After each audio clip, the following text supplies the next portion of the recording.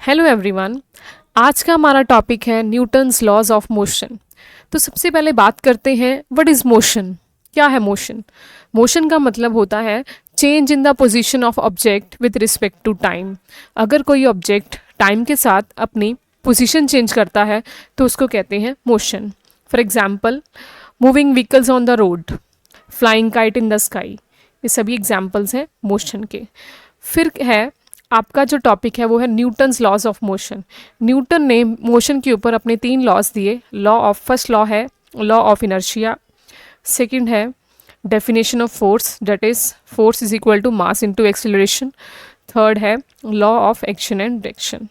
अब बारी बारी हम इन तीनों लॉज को डिस्कस करेंगे। चलिए सबसे पहले समझते हैं Newton's first law of motion. इसको समझने के लिए आप देखिए यहाँ पे आपके पास एक टेबल पे बुक पड़ी है। तो टेबल पे बुक पड़ी है तो ये बुक तब तक वैसे की वैसी पड़ी रहेगी जितना देर तक इसको कोई हाथ नहीं लगाएगा। कहने का मतलब है जितना देर तक इस बुक के ऊपर कोई एक्सटर्नल फोर्स एक्ट नहीं होगी, ये बुक जैसे पहली स्टेट में थी वैसे की वैसी रहेगी। अब यहाँ पे बुक रेस्ट पे है तो ये रेस्ट पे ही रहेगी जितना देर तक इसके ऊपर कोई फोर्स नहीं लगाएगा। ठीक है, तो that's why a book lying on the table remains there forever because net force on the book is 0।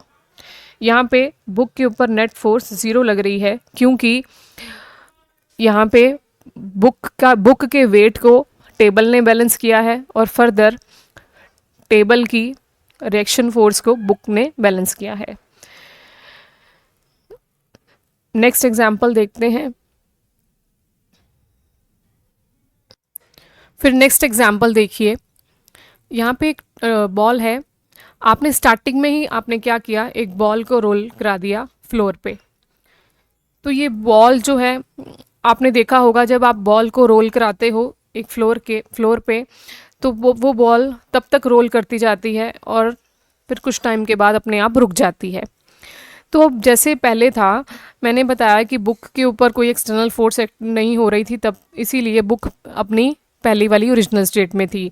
But अब यहाँ पे आपके मन में सवाल आना चाहिए कि हमने बॉल को मोशन स्टेट में छोड़ा था तो इस बॉल को भी ऐसे ही मोशन स्टेट में ही रहना चाहिए टाइम के साथ, इसको रुकना नहीं चाहिए था। तो ऐसा क्यों हुआ?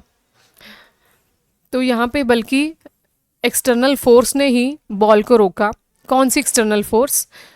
यहाँ पे एक्सटर्नल फोर्सेस जो कि बॉल के ऊपर एक्ट हो रही हैं वो है, एक तो है frictional force between the ball and the floor और दूसरी है एयर रेजिस्टेंस। ये दोनों एक्सटर्नल फोर्सेस ने बॉल को रोका। आप यहाँ पे देख सकते हैं एक्सटर्नल फोर्सेस कौन सी, एयर रेजिस्टेंस एंड फ्रिक्शन। अगर ये फोर्सेस एब्सेंट होती देन बॉल ने कभी भी नहीं रुकना था, ये बॉल लगातार रोल करती जाती फ्लोर के ऊपर। ठीक है, तो ये है न्यूटन्स का फर्स्ट लॉ। कहने का मतलब ये है कि अगर कोई बॉडी रेस्ट में है तो वो रेस्ट में ही रहेगी जितना देर तक उसके ऊपर एक्सटर्नल फोर्स नहीं एक्ट होती। इसी तरह यहाँ पे जो बॉल है उसको लगातार मोशन में ही रहना था अगर इसके ऊपर कोई एक्सटर्नल फोर्स ना लग रही होती, बट यहाँ पे एक्सटर्नल फोर्सेस लग रही हैं, दैट्स वाई बॉल कुछ टाइम के बाद रुक जाती है।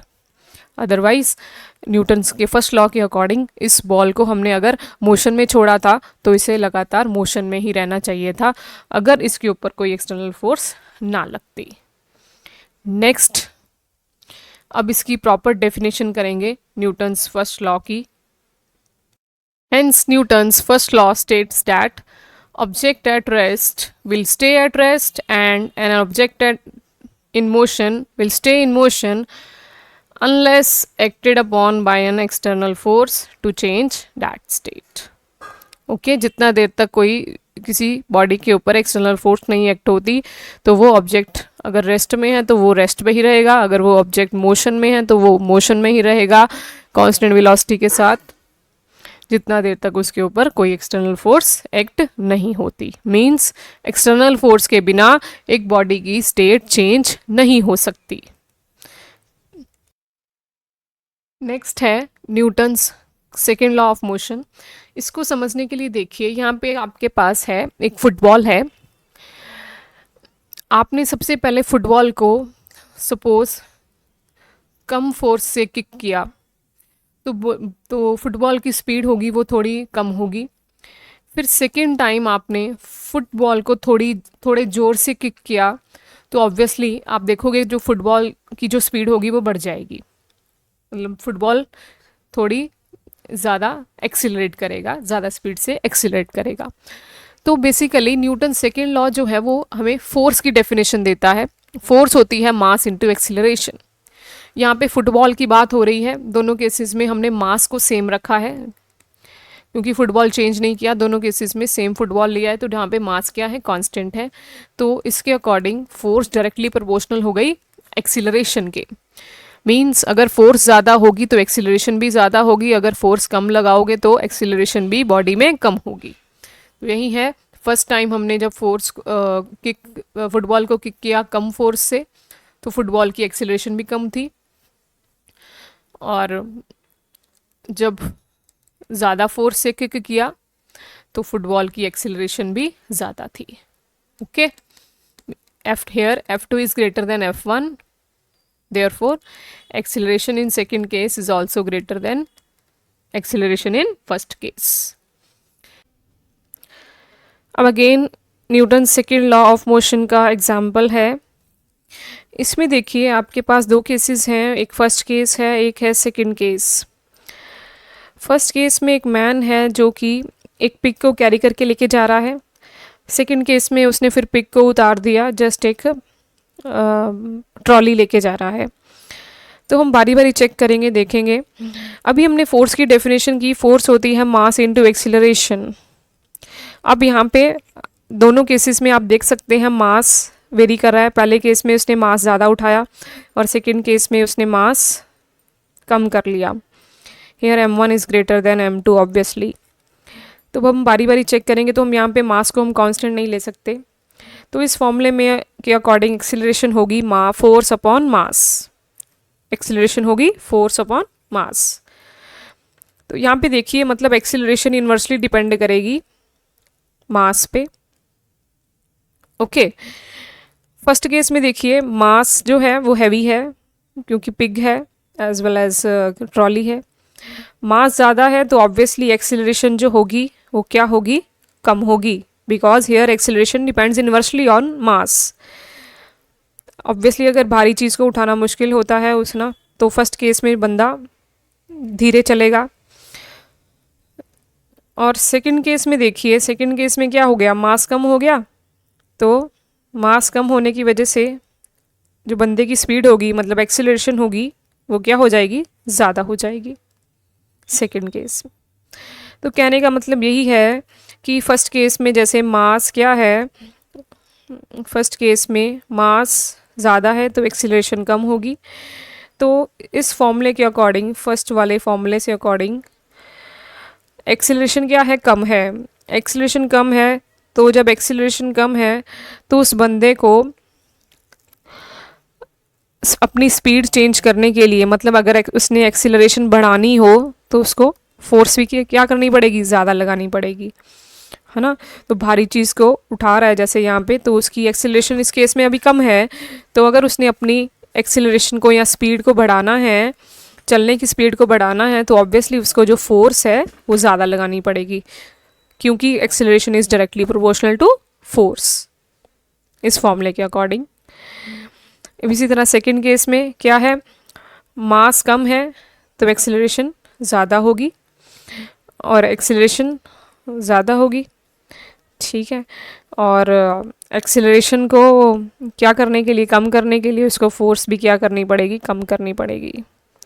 इस तरह एक्सिलरेशन कैसे फोर्स और मास पे डिपेंड करती है ये हमने इस एग्जाम्पल में देखा। अब इस डेफिनेशन में हम देखेंगे, अब इसकी डेफिनेशन करेंगे न्यूटन सेकेंड लॉ की। चलिए डेफिनेशन देखते हैं सेकेंड लॉ की। फाइनली क्या कहती है डेफिनेशन, कि जो फोर्स है, net external force on the body is directly proportional to change in the momentum of the body with respect to time. अब यहाँ पे मोमेंटम का वर्ड सुन के घबराना नहीं है, कुछ नहीं है ये। यहाँ पे पी सिंबल है मोमेंटम का। पी है क्या, लीनियर मोमेंटम ऑफ बॉडी, जिसका मतलब क्या होता है, product of mass of the body and velocity of the body. ठीक है, product of mass of the body and velocity of the body, जो कि आप फर्स्ट इक्वेशन से देख सकते हैं। तो लीनियर मोमेंटम है क्या? कुछ नहीं है, जस्ट डायरेक्टली प्रोपोर्शनल है। किसका प्रोडक्ट है? मास ऑफ द बॉडी और वेलोसिटी ऑफ द बॉडी का। कहने तो यहाँ से आपकी वही डेफिनेशन बनेगी, मास इंटू एक्सीलरेशन की, फोर्स की डेफिनेशन बने सामने आएगी। जैसे ये डेल्टा का मतलब है delta P by delta T, मतलब change in momentum with respect to time, momentum का चेंज होना टाइम के साथ। कहने इसमें डेफिनेशन में यही कहा गया है कि अगर आप किसी बॉडी के ऊपर एक्सटर्नल फोर्स लगाते हो तो उस बॉडी के मोमेंटम में चेंज आता है। ठीक है, तो यहाँ पे हमने वही किया। देखो, फोर्स होती है change in momentum of the body. Further हमने मोमेंटम को डिनोट किया था पी से। पी का मतलब क्या होता है? Mass into velocity. ओके, अगर बॉडी का मास हम कांस्टेंट रखते हैं तो मास को बाहर निकाल दिया तो डेरिवेटिव हो जाएगा simple, d v by d t हो जाएगा। और हमें पता है change in velocity with respect to time क्या होता है? एक्सीलरेशन। तो ये आपकी वही डेफिनेशन आ गई, मास इनटू एक्सीलरेशन, जिसके बारे में हमने अभी डिस्कस किया। Next Newton's third law of motion के बारे में डिस्कस करेंगे। तो चलिए अब न्यूटन्स थर्ड लॉ डिस्कस करते हैं। आपके सामने एक एग्जाम्पल है। जैसे आप यहाँ पे अगर एक बॉल को फ्लोर पे फेंकते हो तो बॉल बाउंस करके फिर ऊपर चली जाती है, ऐसा क्यों? यहाँ पे एक बेसिकली आप दो फोर्सेस लगती हैं। पहले यहाँ पे क्या हुआ है, बॉल ने फ्लोर के ऊपर फोर्स लगाई, फिर बदले में फ्लोर जो होगा वो बॉल के ऊपर फोर्स लगाएगा। कहने का मतलब क्या है? पहले बॉल ने ज़मीन के ऊपर फोर्स लगाई, फिर फ्लोर ने वापस बॉल के ऊपर फोर्स लगाई। ठीक है, इसीलिए बॉल ऊपर उठी, मतलब बाउंस किया बॉल ने। ठीक है, तो यहाँ पे एक तरह की अदले बदले की भावना है। पहले बॉल ने जो फ्लोर के ऊपर फोर्स लगाई वो सबसे पहले एक्शन परफॉर्म किया बॉल ने, वो हो गई आपकी एक्शन फोर्स, उसको बोलेंगे एक्शन फोर्स। फिर बाद में फ्लोर ने फोर्स लगाई बॉल के ऊपर, उस फोर्स को बोलेंगे रिएक्शन फोर्स। इस रिएक्शन फोर्स के वजह से ही बॉल ने बाउंस किया। ओके, तो आप यहाँ पे देख सकते हैं जो एक्शन फोर्स है और रिएक्शन फोर्स है, इनकी जो डायरेक्शन है वो ऑपोजिट है।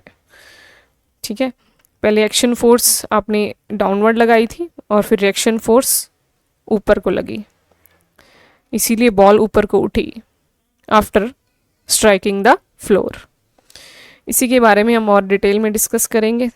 एक और एग्जांपल चलिए कंसिडर कर लेते हैं। यहाँ पे एक मैन है जो कि एक स्टूल पे बैठा है। तो सबसे पहले जब मैन बैठा स्टूल के ऊपर तो उसने एक्शन फोर्स लगाई स्टूल के ऊपर डाउनवर्ड डायरेक्शन में, फिर स्टूल ने मैन के ऊपर फोर्स लगाई बदले में, दैट इज जिसको हम बोलेंगे रिएक्शन फोर्स।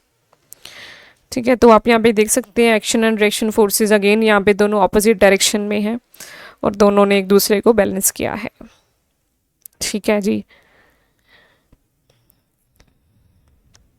नेक्स्ट है, तो फाइनली अब इसमें इसकी डेफिनेशन करेंगे न्यूटन्स थर्ड लॉ की। तो हमने अभी तक यही देखा कि जब भी कोई भी दो बॉडीज़ आपस में कांटेक्ट में आती हैं या इंटरेक्ट में आती हैं तो वो एक दूसरे के ऊपर फोर्स लगाती हैं। जैसे अभी देखा हमने कि जब बॉल और फ्लोर आपस में इंटरेक्ट हुए तो दोनों ने एक दूसरे के ऊपर फोर्स लगाती हैं। ठीक है, अगर एक बॉडी किसी दूसरी की बॉडी के ऊपर फोर्स लगाएगी तो बदले में दूसरी बॉडी भी पहली बॉडी के ऊपर फोर्स लगाएगी, जिन फोर्सेस को हम क्या बोलते हैं? Action and reaction forces. ठीक है, एक्शन और रिएक्शन फोर्सेस जो हैं वो क्या होती हैं? इक्वल होती हैं, इनका मैग्नीट्यूड इक्वल होता है और ऑपोजिट डायरेक्शंस होती हैं। अब यहाँ पे एक क्वेश्चन है कि अगर ये दोनों फोर्सेस इक्वल एंड ऑपोजिट हैं तो कैंसल आउट क्यों नहीं हो जाती? नेवर, ये कभी भी कैंसल आउट नहीं होती एक्शन एंड रिएक्शन फोर्सेस। क्या है रीज़न इसका? Because action and reaction forces act on different bodies. ये दोनों डिफरेंट बॉडीज के ऊपर एक्ट हो रही हैं, ये सेम बॉडी के ऊपर, एक ही बॉडी के ऊपर नहीं लग रही। That's why they will not cancel each other. Okay, पहले जैसे आपने देखा कि एग्जाम्पल देखा था, जैसे आपने एक मैन है जो कि स्टूल के ऊपर बैठा था। तो सबसे पहले एक फोर्स लग रही है मैन के ऊपर, दूसरी लग रही है स्टूल के ऊपर। तो इसीलिए मतलब एक्शन एंड रिएक्शन फोर्सेस दोनों जो एक्ट हो रही हैं वो डिफरेंट बॉडीज़ के ऊपर एक्ट हो रही हैं। अगर ये दोनों सेम बॉडी के ऊपर एक्ट हो रही होती तभी ये कैंसल आउट हो जाती, अदरवाइज यहाँ पे तो दोनों डिफरेंट बॉडीज़ के ऊपर एक्ट हो रही हैं forces, action and reaction forces. Okay, thank you so much.